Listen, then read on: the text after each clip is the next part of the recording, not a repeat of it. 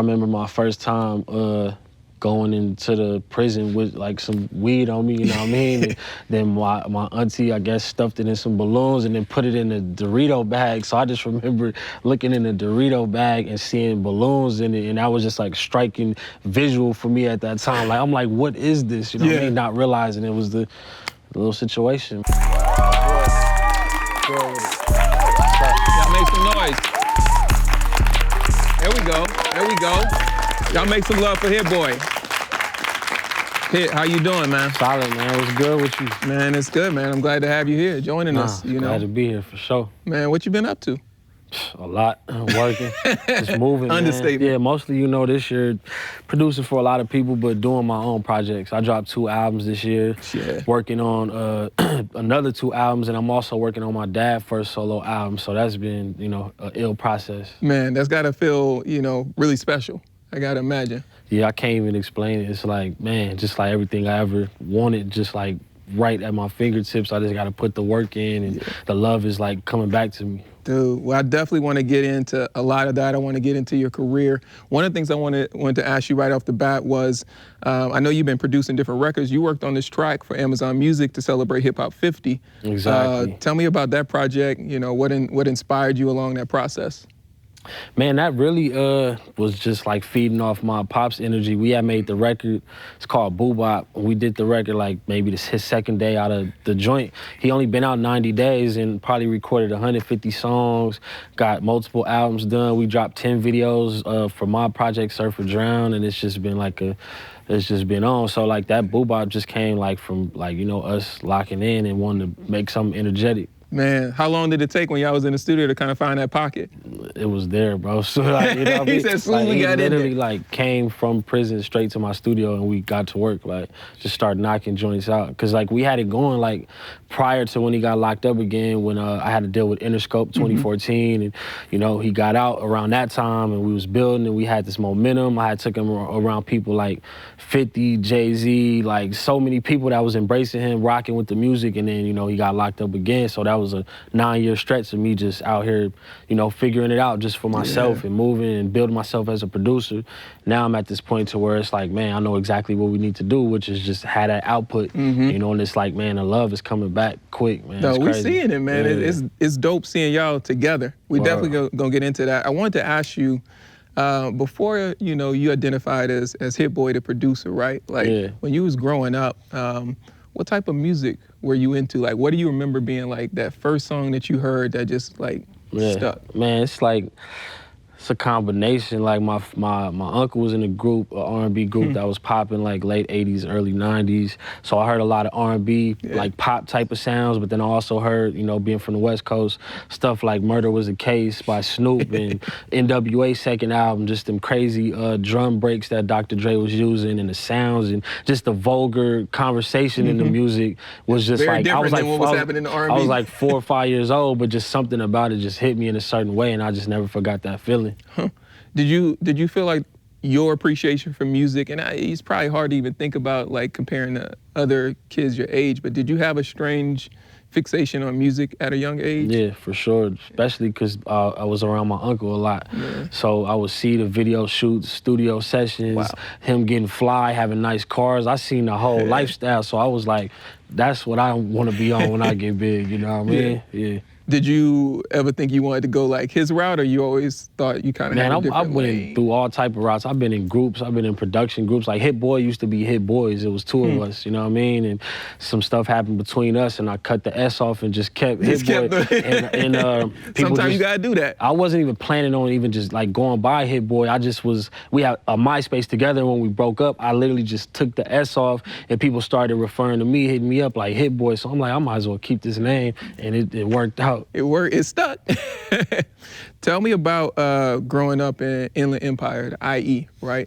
Man. Some would say, you know, sometimes maybe not the safest of environments, but growing up as a kid, what do you remember about that environment?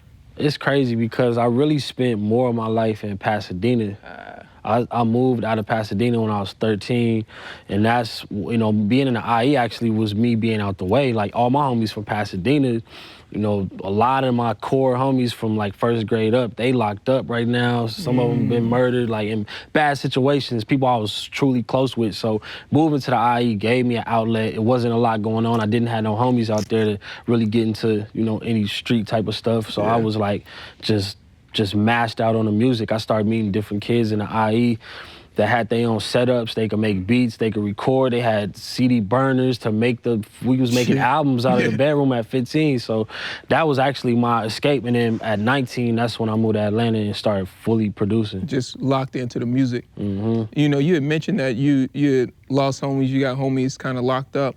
What was going through your head at that age when that's happening, right? Like, because that's like your formidable years, right? You're in high school technically, and like music is kind of where you started to gravitate toward to channel that. So what's happening mentally, emotionally at that time? Man, it's just crazy because I remember the day I moved to Atlanta, I heard some bad news about somebody I grew up with.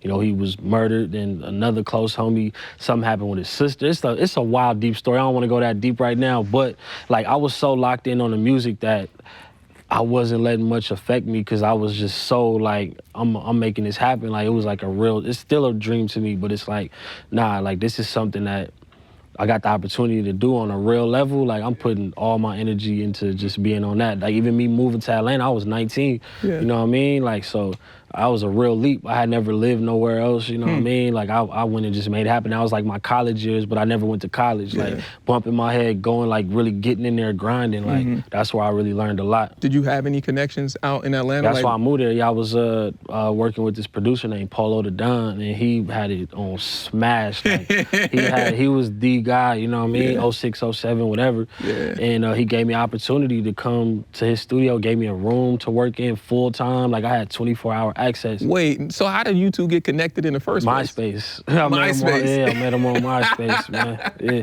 he hit me up and was like listening to the beats I was doing, and he was impressed. So he was like, he lived in Atlanta, he was coming to LA. He came to LA, and I had like, I used to burn my beats on CD. I had like 60 beats on a CD, and he ran through all of them. And after that, he was like, man, I want to sign you, you know what I mean? Like, the same day, like, I'm like 19, 18 years old, whatever. I meet like Sierra, like the Black Eyed Peas, like Fergie, all like, it was just crazy. Everybody you seeing like in the music industry. So I was like, yo, this dude is legit, you know what I mean? Dog, that's wild to go from like making records with your homies to being in Atlanta and then working with Polo the Don. And I remember, that time period, because he had like hits after hit. Like, we're talking like massive projects, you know. Take me back to the time when Big Hit went in for the first time. I think you were around 3 at that time. Right. I don't remember a whole lot from that time, being 3. I'm 36 now, but just growing up my whole life, like, we always still had a connection, so I felt that pain, you know what I mean? It wasn't like, he just was absent in the first 3 years. I guess we was like close, you know what I mean? Because I always felt this true connection to him, and we never like let the system or anything like just tear that up, you know what I mean? We had our, everybody have ups and downs, whatever, but like we always just had this crazy connection, and that grew into like, a musical connection. How did y'all maintain that connection while he was incarcerated? By any means, like me going to visit him, him writing letters, him calling in, whatever the case may be. Like, I never had like a mom that was like, nah, you're not talking to him and shit like that. So it was all love. What did you think that level of communication did for you at that age? It gave me some kind of hope, you know what I mean? Like, versus not, my father being gone or whatever, like, we still just was able to just keep that bond. I don't know what it was. And just like hearing stories about him when he was on the streets and how much respect he had and how many, just people just loved him. So it's like, you always want to be like your dad anyway, but then when you hear that he was one of the coolest people in the city, it's like, damn, like I really want to build and spend that time. Yeah, totally. I mean, I think that's some of the things that we appreciate, right? When you can like, you hear these stories about your pops and you're like, yo, like, that's who I wanna be like. I see him, and that's who you look up to. Some of the things that y'all had mentioned on a couple of different songs, but one in particular was "Grinding My Whole Life" Part 2. You talked about like bringing stuff into the jail. How did that feel? Man, that was crazy. I remember my first time going into the prison with like some weed on me, you know what I mean? And then my auntie, I guess, stuffed it in some balloons and then put it in a Dorito bag. So I just remember looking in the Dorito bag and seeing balloons in it, and that was just like striking visual for me at that time. Like, I'm like, what is this? You know what I mean? Not realizing it was the little situation, man. Yeah. So you had no idea? I didn't know I didn't know that she had put the stuff in the balloons. You know what I mean? So that's real shit. Right and then now, when you find out, you're like, yo, that's Exactly. Yeah, and it's crazy because when Pops touched down, that was maybe the second day we had like wrote that song. We I had the instrumental, and we was up at like 7 in the morning. We just running off the energy, hype Daddy home and all that, building. And I played the beat, and we just started saying them lines, what you've been doing your whole life, like, and just boom, it just kept building, and it was just that was a moment. Man, dog, I need to hear y'all do that riff like live, you know, because it's just a pocket of energy. You could hear it when you hear the record. It just feels raw. It feels real.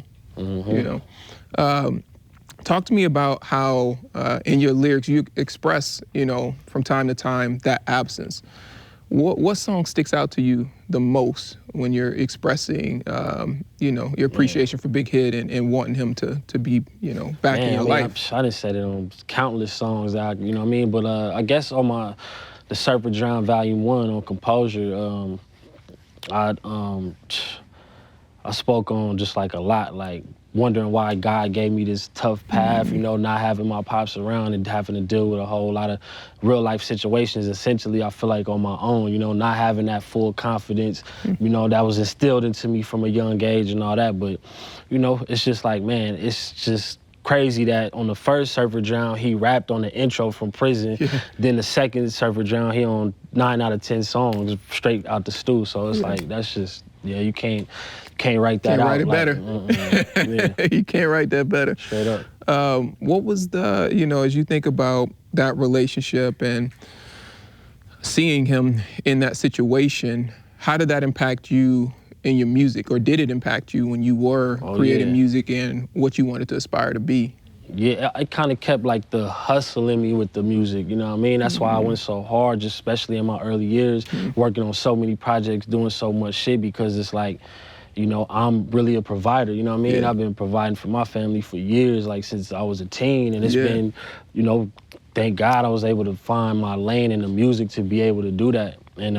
And so it's like, it's motivated by the hustle, like, wanting to take care of my people, Pops not being around, and just having to step up and be that person, but also just wanting to be dope, you know what I mean? I always just wanted to like get that reaction from great artists. So it's like, when I go in the studio with a Kanye, Beyonce, Jay-Z, Nas, Drake, whoever, and I play some shit and they light up, it's like, that's that validation, like, okay, this shit dope, you know what I mean? And it's like, it's gonna lead to some bread eventually. It's like, end of the day, you gotta get paid, fam. Tell me about 19, we're in Atlanta, and you're trying to find your way, you're trying to figure out like, what's the distance between, what your skill set was getting there and then getting, getting big artists on projects. When did you feel that you started to see that shift happening, that you felt like, these artists I'm getting that validation, I'm getting that response? I honestly always had like, just as far as the music, just like kind of overconfidence, you know what I mean? I felt like I had to, and I moved to Atlanta at 19, and by 20 years old, J-Lo had bought a beat for me. Like, that was the first person to buy a beat on a professional level, was Jennifer Lopez. This was crazy. What record was that? It was on an album that she put out called Brave, and the song was called Forever. It was like, it got snuck on her album last minute. I never had met her until recently, and we just shot a video for a new song that we dropping soon, this year. So it's like a full, crazy It's funny how circle. life works. Yeah, crazy. From 07, I sold that beat to her in 07, and I just met her like this year type shit. We just shot a video. That's crazy. Does she remember? She didn't really know who I was, like, you know what I mean? When we linked, I told her, like, and she was like, something, you welcome, or some shit. You know what I mean? She basically put me on. Another placement was Mary J. Blige. Mary J. Blige, Stronger, right? Right. Which one came first? That was Stronger was 09. 09. That was like through Polo. Like LeBron used to be hanging out at the studio with Polo. So like, you know what I'm saying? He was on that level. He's really on that level. You hanging out with LeBron, bro? I used to see Bron in the studio. You know what I mean? So that he was working on the More Than a Game soundtrack, the movie he put out. Yeah. So he ended up. They heard that beat. Esther Dean wrote a song to it, and Mary wanted to cut it, and they wanted to use it in the joint. So it just, yeah, man, like, yeah, definitely Polo alley-ooped me with a lot of plays, man, for sure. Did you get to meet Mary at that time? Not at that time, but I met her a little bit after, and we worked on a bunch of music. Yeah. I kind of need that Mary Hit Boy album. Just saying. Facts. I'm with that. We need to speak that into existence. Straight up. I want to go to 2011. So this is around the time where you're signing good music after meeting Kanye West. How did you and Kanye or Ye connect at that time, and what made it good for you to sign to the label at that time? And it was a management kind of situation. Yeah, kind of situation. I mean, I had originally met Kanye through Pharrell in 07 because I was working on Tiana Taylor. I was working on a bunch of music for her in like 07, so I had like phone conversations with Pharrell, and we was building a rapport. He, you know, he liked what I was doing.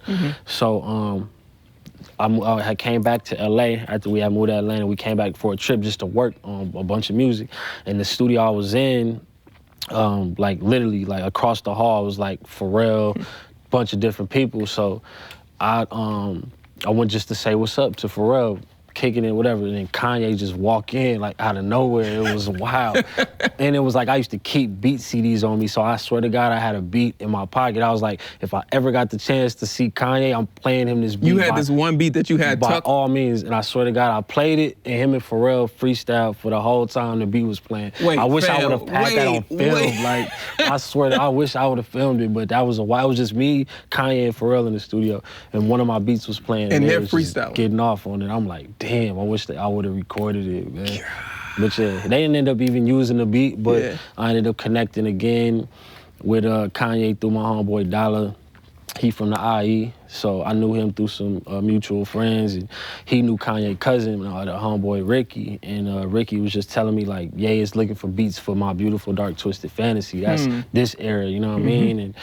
And I was just sending beats to the email, not even thinking nothing of it.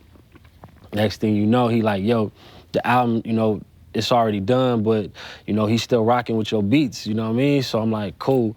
And then he was like, he just did a Christmas song in one of your beats. It was Christmas in Harlem. Yeah, so that's the first collab me and Kanye did. It was Christmas in Harlem. Wow. And then from there, Ricky was like, yo, Ye want to tap in with you, how you come work on more music. I'm like, psh, let's get it. Let's get it.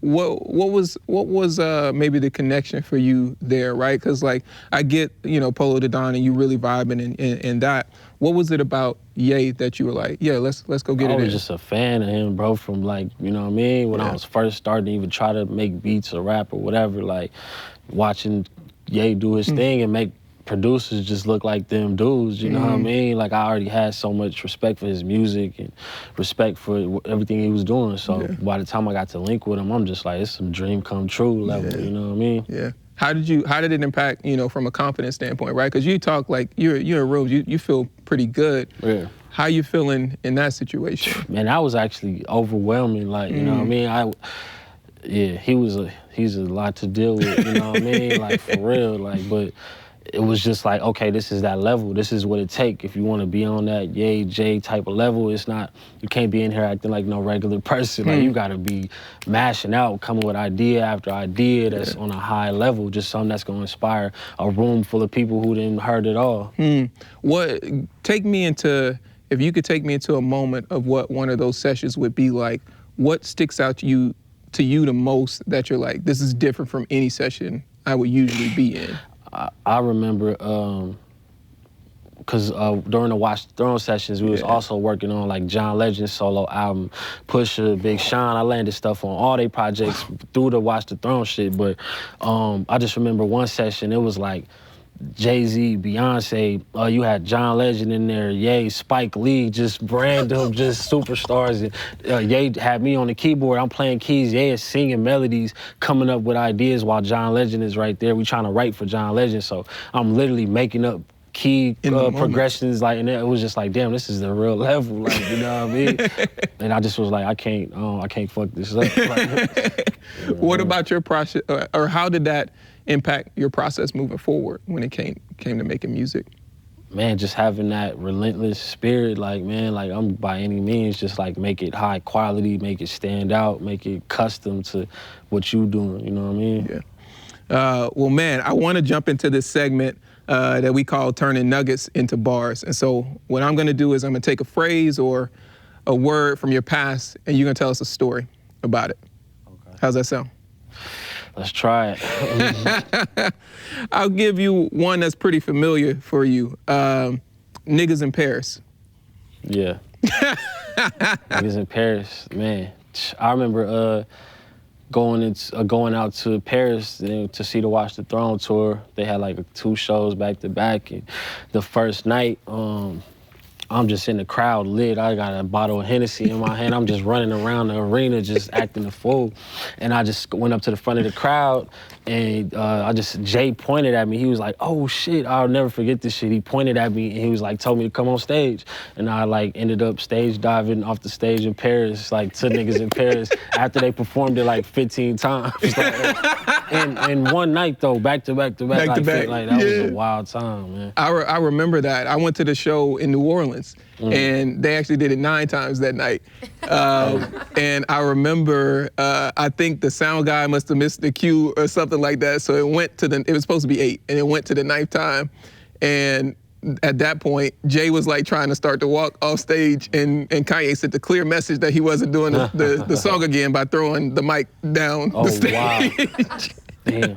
But the energy there was crazy. I mean, the other thing I wanted to ask you about that time was you were in this publishing deal with Universal, and on record you said you felt like that was the worst deal in history. Well, that's not that I felt, that's what I heard, like, you know, different lawyers I had taken it to. And it's funny because, like, I'm still in that co-pub deal with Polo and UNPG, but it has been amended. It's like more modern, more up to date. So, you know, it's not as bad as it once was, but, you know, I'm looking for complete freedom, which is, it's on the horizon. So, you know, it's all good. Yeah, you're like, we're working towards that. You make a way. Nah, yeah, I feel good, man, for sure. One thing that I felt like is obvious about that song is that your tag isn't on it.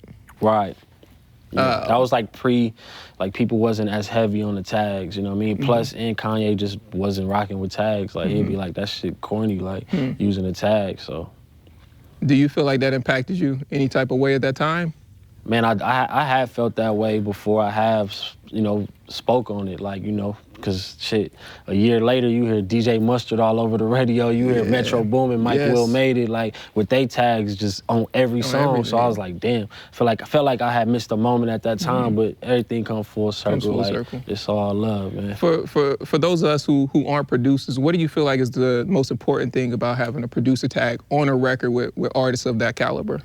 Shit, that extra recognition, you know what I mean? Like, you know, just even from a standpoint of like, you might get booked for a DJ set or something, you know what I mean? And just different avenues of making bread. That's just how, you know, I look at it. Yeah. And you did have a tag on Racks in the Middle with Nip. By that time I was smart, Roddy. You know what I mean? That was 9 years later, so. What did that mean to you to have that on that particular record? Man, that whole record period, like that time was just insane. Nipsey was pulling up on me like every day, like, you know what I mean, locking in. Like, it was a process of making that record. Like, he didn't just do it in one city, and, you know, because you could tell he ain't just saying anything on there. He's saying shit that really means something to him, and, you know, just lyrics that just mean something, period. And yeah, that process, bro, it was like a movie like that. You know, when I play it back, just us really having them real conversations. Like Nipsey was a fan of my pops, you know what I mean? Like, he, you know, I remember having a conversation with him. One of the last conversations, he was asking me about, you know, how my pop's doing, and is he getting any action on getting out and whatever, you know? So just like, it's always been a deeper than just music thing with us. Yeah, man. I think that's the big thing. You could tell y'all have that connection, you know, in the music. Yeah. Next one would be Good Music Camp. Good Music Camp. I mean, man, I feel like I was going crazy as I could for that time, you know. I do be thinking back, like I think back all the time, like damn, if I knew, you know, then what I know now, like I would have turned up even more. But I mean, I did a lot for, you know, the amount of knowledge I had and what I was on at that time, exactly. So it was good, you know, linked with people like Big Sean, all type of people, man. You know, Sean let me co-executive produce, you know, 2 albums back to back for him. So that's my dog. Like, you know, me and Pusha done did shit. Me and John Legend got some new stuff going. Oh, word. So yeah, man, it's like, it's ill. It's ill. What's a story from that moment that we don't know about? I mean, shit. I would just say the Watch the Throne sessions. Like, you know, the first days I was out in New York, it was like just like craziest snowstorm ever. Like one of the craziest ones they ever had. And I hadn't seen Jay around the sessions yet, Jay-Z. I was just, me and Ye and his core team, and we was working. And, you know, I'm like, damn, when is Jay gonna pop in? So, like, I remember making plans, and I'm walking in the freezing cold. I'm from California, you know what I mean? So we in New York in a blizzard, snowstorm. So it's freezing. So I walk down the street to go get a drink, like, you know, however many blocks. As soon as I get there, I look at my phone. I got an email from Kanye. Yo, I need you to come back up to the studio right now. It's freezing cold. As soon as I walk in, I see Jay sitting right there. And it was just like, I damn near froze up, but he was so cool, and he was like asking me questions and just like, you know, where you from and all that type of shit. I'm like, damn, that's like, wow, it's the real him. Like, you know what I mean? I was wild for that time. Man, dog, I feel like whenever Jay-Z comes into an environment, that kind of is the reaction, you know, it's just like, yo, what is he gonna be like? And everyone always, you know, the stories I've heard is like, oh, he's just, you know, a human. He just want to build with you. Back then, though, I had heard a couple stories where it was like, God, you don't want to meet this guy, you know what I mean? So I was a little nervous for sure, but you know, it was all love. It's all love. Magic 2. Man, Nas, man. Dog, that's like, he just gave me opportunity to like be the illest producer I could be. Like, he don't hold me back from adding the sounds I want to add, or just like, you know, totally taking my perspective into consideration, you know, with the production. He just like, just do you know what I mean? He gonna sound like himself at the end of the day, and that's all he really looking for. Like, he gotta make sure I ain't trying to sound like nobody and shit like that. And, you know, he make it easy for me. Man, it's crazy how you've been able to span generations, and, you know, in many ways, you got so far to go. Yeah. What do you think about like your ability to be in so many of these different pockets? Man, it's a blessing for sure, you know, and it just make me want to just keep going harder, man. Like, I honestly sit down and I get to the studio every day and I feel like I'm a new producer, like, you know what I mean? As much stuff as I've done, like, I'll sleep in the studio still, like, you know what I mean? Literally, like, if I ain't got my son, I'll sleep in that joint and just wake up 6 in the morning, just cranking joints out, like. Where does that come from? Where's that drive come from to want to just be that plugged in? Again, like, you know, not having pops around and having to be a provider, and still, like, I tallied it up in my head like yesterday. I got like at least 17 people I take care of every month, you know what I mean? From family to employees, like, that's not, you know what I mean? Some people can't take care of themselves, so to be able to take care of myself, my son, my family, 17 motherfuckers, it's like, man, you got to get to it, brother. That's why you do it, Beyonce. Man, dope. Like, she gave me a lot of opportunity too, man. Like, I've been on her last 3 solo albums. So, you know what I mean? That just says enough right there, you know what I mean? I saw a tweet and you said don't sleep on me and Beyonce collabs. Yeah, facts. Because y'all got numerous projects, from Flawless to XO, Bow Down, Feeling Myself. Like the list is bananas. Right, even the Del Resto joint on Travis. Yes, the next one I'm gonna give you is Utopia. Man, shout out Travis for bringing me to Mexico, man. That felt like Utopia out there. He had the craziest crib ever with just like, you know, all the musicians, you know, rappers, whoever. It was just a vibe, like, you know, caught some vibes with a couple people out there. One of the things I think is interesting about your relationship with Travis is that you've been on 3 of his projects, and it's kind of rare to see producers popping up consistently on his projects. He kind of goes very diverse in that regard. What is it about that connection between you two where you feel like you kind of just find that pocket together? Yeah, I mean, I knew Travis since he didn't have no hair, you know what I mean? So I knew bro for a long time. We always been, you know, cool. And when I first sat down to make music with him, like, and, you know, we was making beats together, whatever, I just like, bro, you a real prodigy, bro. Like, you gonna be out of here. Cause he already knew like what his videos wanted to look like. He knew what his style was. Like, he just like had the whole artist package. It wasn't just the music. Like, it's like, I know exactly how I'm gonna carve this lane out, and he did it to the max, you know what I mean? So, you know, we always been cool. Yeah, it's been crazy to see. You know, you watch this comeback. We just saw, you know, the stats that came out. #1 record. I think like 500 albums first week. Right. Just did this show, 60,000 people. It's nuts. Yeah. Facts, yeah. On a different level, man. Yeah, yeah. I want to ask you this question from a fan named Annabelle. And so they asked us to talk to you about the track Slipping Into Darkness off of Surfer Drown Volume 1. And the question is, you know, you could do a lot of flexing, but you also talk a lot about betrayal. And in particular, on this verse, you're drawing on your personal experience and changing relationships in the industry. So I guess I would ask is like, what in particular about that verse are you drawing on from the personal experience?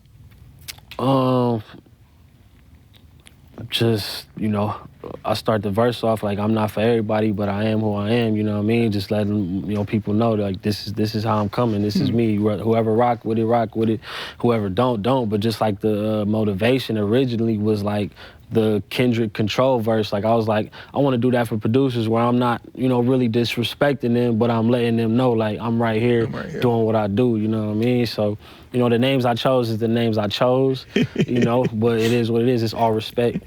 It's all respect. Yeah. Well, so I got to ask you as we lead it to that next point. So there's this lyric, and you kind of just led us there, where it's like, I'm usually homeboys with the producers I get compared to. But on this one, I want to see him stretched out, extra leg room, right? That sounds hilarious. And then you proceed, you know, to share names, and you call out Metro and Southside, Mustard, Youngberg, you know, also known as Hitmaker. If from the way you just phrase it, it sounds like it's more so like it's also respect and also kind of competitive. Yeah. How else would you expand on that? That was really it. As far as Southside, Metro, and Mustard, it was just like a competition thing. I never was like, y'all whack or nothing like that. I was like, I never heard this. I never heard that. I never heard, you know what I mean, from these dudes. And that don't mean I don't respect y'all or none of that. Only disrespect was towards Youngberg. Like, I still stand on that. You like, still stand on that. Like, you know what I mean? That is what it is. But because he came at me first. So, you know, I had to just jab him up. Yeah. You feel like it was unwarranted, obviously. Oh, yeah. I mean, you know what I mean? I think it's really because we don't keep it 100. He tried to steal my name. Like, he went from Youngberg to Hitmaker. Damn, you on Hit Boy. You know what I mean? Yeah. You know, if you know what I mean, you know what I mean, man. I feel you. You felt like you were stepping in territory. Yeah, for sure. That situation and that conversation, it sparked this big old debate and conversation around where's your place in hip hop amongst producers. And we think of, you know, the Swiss Beats, and we think of Timberland and Just Blaze, Pharrell, Ye, the list of many. Do you feel like you're in that top 10 of all time? Man, you know, since that song, bro, I stopped giving a fuck about all that. I don't care about it's 100 lists that pop up on Twitter a day. I'm done, bro. I'm tired of fucking lists. I'm tired of what you niggas gotta say, like how y'all feel about whoever, me or like just let niggas do their shit, man. I'm gonna do my thing. Whoever rock with it. I'm done with lists, man. Yeah. When did you get to that point where you're like, I'm over all of this. I'm just doing this because I love it? I mean, I guess right after that song dropped. Like, that was your way of like letting it go? Yeah, exactly. Yeah. Exactly. So it was good that I expressed that. Yeah. Now as someone that's been able to be across generations in hip hop, what does hip hop turning 50 mean to you? Man, it's ill, you know, that at one point it was like they thought it was gonna die out, be a fad, whatever, you know what I mean? And it's like been able to generate a lot of paper, a lot of culture, you know, give out a lot of information. So, for it to be, you know, I feel like it ain't going nowhere. It's just the first 50, you know what I mean? It's just running. Like, and then you got people like Jay-Z that could put out a 4-minute verse at 50 years old. You got Nas dropping at 49, dropping 5 straight albums back to back in a 3-year span. It's like, it's growing, you know what I mean? But, you know, you got your Lil Tylers, and you got, you know, kids that's like recording songs off their phone and blowing up. It's like went from can't even get around a studio if you ain't got this supreme talent. Like, you could just download an app, boom, you might have 1 trillion views like the next day. Like, it's wild to think about that. Like, you could literally, anybody, like people in the audience right now could record on their phone and have a record, you know, and you might be like, I want to remix it. Who knows? Exactly. Exactly. What do you think about where it's going? How you think about how hip hop is progressing? Like, when you look at what's happening, who are you excited about? Who you want to work with? Man, I want to work with whoever want to work with me. I'm excited about myself, my pops, and the things that I can control, you know what I mean? Because this game gets deep, man. You make a lot of music. Like, I done made some music with some heavy hitters that I don't know if it's ever gonna see the light of day, you know what I mean? And it's like, this shit is genuinely crazy.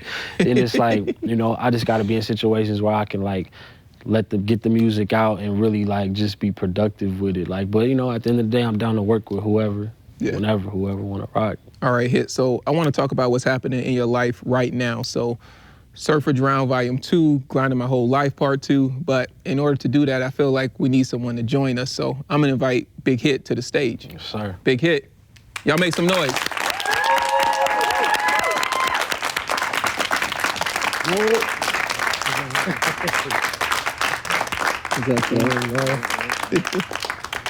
Man, what's going on? How you feeling? A1.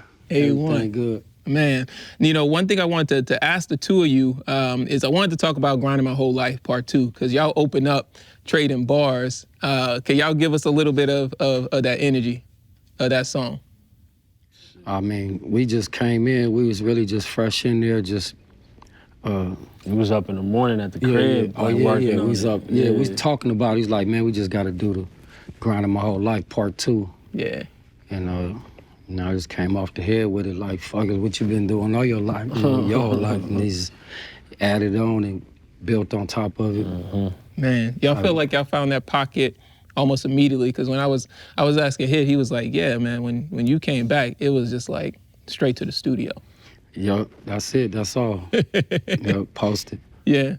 How did it feel reuniting? I mean, it was great. Just beautiful situation, man. Like, I ain't been with him like literally all my life, so we just been, you know, communicating through letters and phones, and you know, seldomly visits. You know, I had restrictions, but at the same time, when I got there, it was just everything that I dreamed of. You know, we just bridged the gap so quickly, so fast, like I never left, for real. Wow. I mean, that's what it feels like. The way the output, it feels like, you know, it's been that way for years, you know. Talk to me about, you know, the first time going in and what, you know, some would say the first is the hardest to go through. And what was it like to be separated from him for that first time? Oh, man. It was traumatizing, man, because I kept him with me, you know, every day. I don't care what it was, grinding up. I mean, a lot of people was looking down on it, have him in the car with no car seat, guns, dope, weed, like just smoking around him, but you know what I'm saying? But like, my dad did me like that, kept me with him, you know, because he was an orphan. He didn't get to, you know, hang out with his dad or whatever, so he clutched me like that, and you know, a lot of things. I grew up faster than a lot of people. And that's where I carried him. But when they separated, it was just crushed me, you know what I'm saying? But hey, we still kept contact with each other, you know? Yeah. Was it that contact that kind of helped you keep your head up? Yeah, absolutely. That was, you know, something to look forward to. Yeah, totally. Tell me about how else were y'all maintaining your relationship at that point? Like, you know, visitation. Did y'all even trade songs and stuff like that at that point? Or like, what point did y'all start getting into that world together? That was a little later. Yeah, it was later in the game, after like shoe programs being locked up, you know what I'm saying? And I really seen that he was really serious about the situation. I just automatically start sending them songs and, you know, wrote his first album, whatever that Front Runners. That's way back. Yeah, way back. So. That was one of the first projects? How old was that? That was when I was like 15. Yeah, like that's the embarrassing days. Like the beats wasn't right, nothing was right. Like we all start somewhere. Mm-hmm. We all start somewhere. What did how'd you feel when you was, you know, hearing him take it serious? Man, I always knew he had it in him, so it wasn't no surprise. It was just like, damn, I got to get there to, you know, add on, you know, be an addition to the situation. Yeah. When you're hearing some of the records come back and he's expressing like, you know, wanting you to be around and wanting to be with you, what's going through your mind? How are you feeling? I mean, it's just, I mean, it's heartwarming, but it's crushing because I'm like, damn. You know I fucked up this, you know, that I felt like, you know, I messed up my life, his life, like it could have been different, but I'm glad it, you know, played out like that. It couldn't be no better than, you know, he might have went down the wrong path if I was there, you know, it just separated him from all the bullshit in the, you know, in the hood. Yeah. Well, now, you know, you're back, you two together, and y'all been working. Absolutely. Non-stop. Non-stop. And y'all clearly very in sync. Tell me about the 10 videos in a month. You know, you came out, obviously you was ready to get to work. Talk us through the inspiration, you know, what's driving, you know, that desire for you to be out here and going? Man, I don't know, it's just in me, man. I just like something to do. Like it's recreation. This is my life, man. You know what I'm saying? I live it, eat, sleep, whatever. I breathe this, you know. Yeah. But just to actually be out here doing it with him is, I'm not doing it. I mean, everybody want their dollars, but you know what I'm saying? Just the craft and what we, you know, it's just inspiration, man. Trying to build new material and. You know, I feel like we ain't at our peak yet. We got some heat coming. Yeah, he was telling us y'all got a project coming. Yeah. How was biggest first solo album, man. That's like, you know what I mean? That's real special to me. Like you only get one chance to drop your first album, so it's like, man, we've been putting real energy into it. It really was done damn near the first day out, you know what I mean? But we just been, you know, adding features, polishing stuff up, and it's like, it's finna be ready. We already got a few videos shot. Yeah. It's like, yeah, it's serious. Yeah. Hey, what can we expect to hear from you as far as, you know, subject matter that you want to go into on this record? I mean, there's so many areas. I can't be in the box. It's like him with his music. You know, it's versatile, you know. I try not to be so gang banged out and try to come different and show somebody, you know, the other side. I can't be, you know, respectful, I guess, creative and, you know what I'm saying, a normal human being. But he said, I'm gonna show off some of this versatility. Yeah. Well, I mean, you know, I think it's crazy that you come out and he's doing the things that he's doing at this point in time, and y'all are meeting each other, you know, in the music sense at this point in time. When you're seeing what's happening in his career, what does that make you feel? How do you feel? What do you think about it? Like I said, I know he surpassed a lot of goals and, you know, but in dreams, but I feel like he ain't at his peak yet. He, you know what I'm saying, he ain't getting the respect that's due, and he got something to prove, and I got something to prove. We're not trying to prove nothing, but we finna prove something. Like it's self-explanatory. Self-explanatory. Yeah. How was it performing together for Juneteenth in Pasadena, right? It was, y'all touched the stage together, and I gotta imagine that was a pretty special moment. Yeah, it was amazing. I felt like somebody different.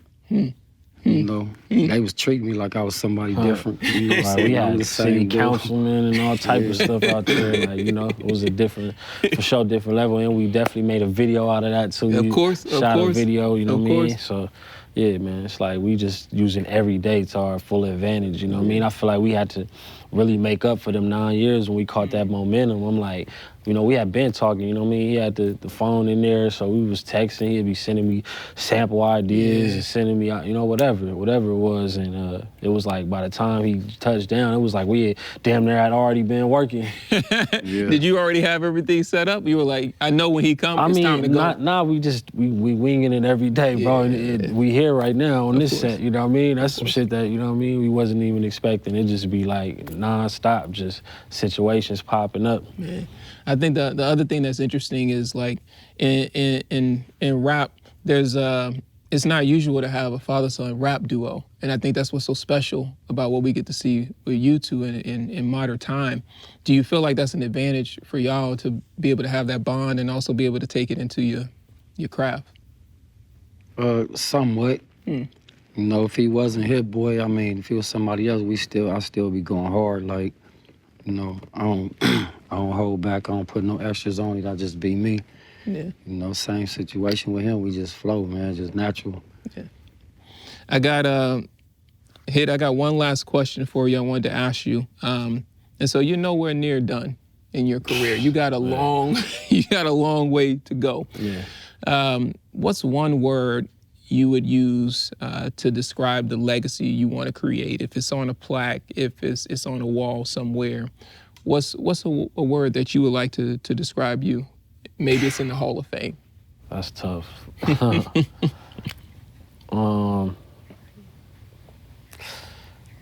Damn, greatness, you know what I mean? Like, I just want to be like everything that I do, you know what I mean? I want it to be accepted on that level. Like, the way I look at it, you know, whoever, Timbaland, Kanye, all the producers I grew up just like admiring, just like being looked at in that realm. Yeah, man, I think we gonna see it, bro. Word, I think we gonna see it, bro. Word. Big hit, one for you. What does Hip Hop 50 mean to you? And what do you want your legacy to be?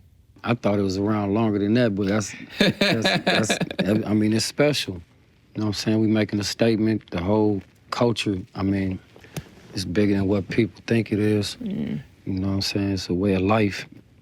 And it's just nice art, you know what I'm saying? Regardless of how people coming, whether you coming gang banging, whether you know, however you coming, it's all art.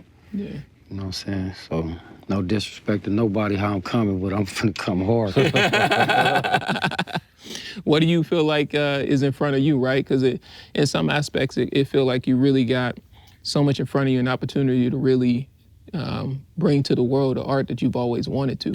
Yeah, I mean, it's all coming out. It's all creative, and I got a lot of situations going with, you know, we finna get into a documentary, doing movies and all kind of shit. I'm probably be the next black superhero. Let's go. Let's go. Yeah, me. Facts, man. Well, that's all my questions from me. Is it okay with y'all? We take some questions from the audience. Yeah, absolutely. All right, bet.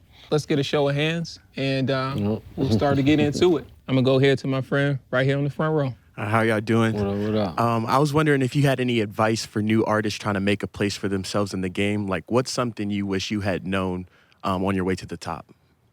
Man, to be honest, you got the power, man. Like, you know, as is, like, drop your music. When you make it, package it proper, man, and just keep dropping. Like, you gonna make that, you gonna get that momentum, you gonna get that respect. People like to see motion. They like to see things going on. So if they see you consistently dropping, they have no choice but to become a fan, you know what I mean? Yeah. Thank you. Thanks. Appreciate your question. All right, next question. Hi, I'm Ariel. So my question for you, as an aspiring artist and entrepreneur, we go through a lot of ups and downs. So what would you say is the biggest thing that you learned that's helped you stay consistent throughout your career?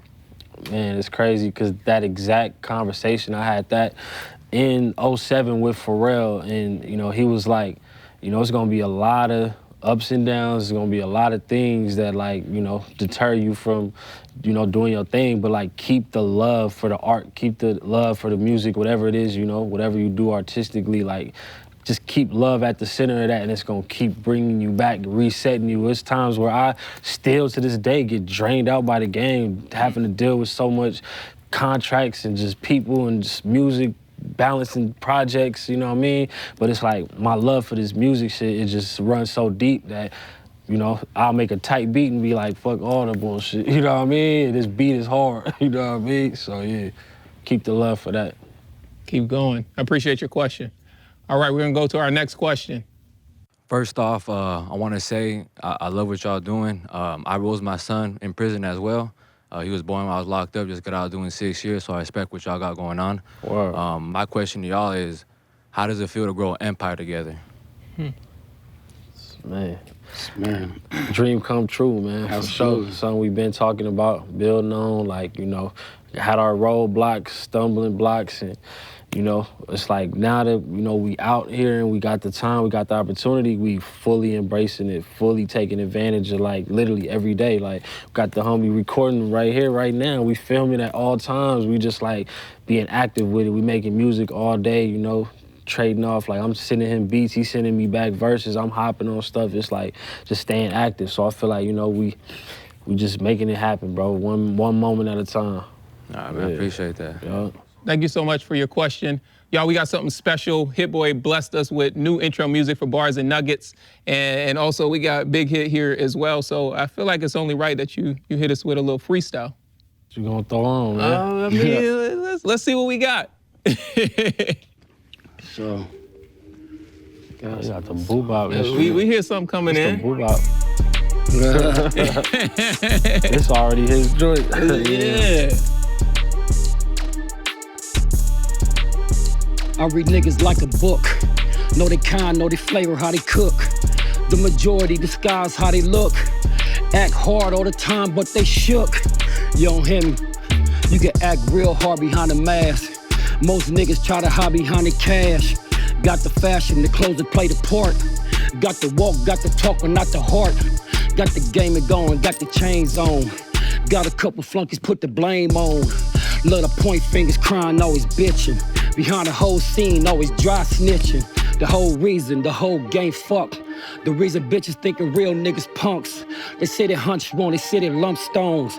They having babies, but too late, the chump's gone. Sad song, but that's the way it goes. You got caught up in a soap opera role. Your heart's cold, now you don't believe a thing. You tired of niggas pillow talking, selling dreams. I feel you, girl, but you gotta keep a cushion.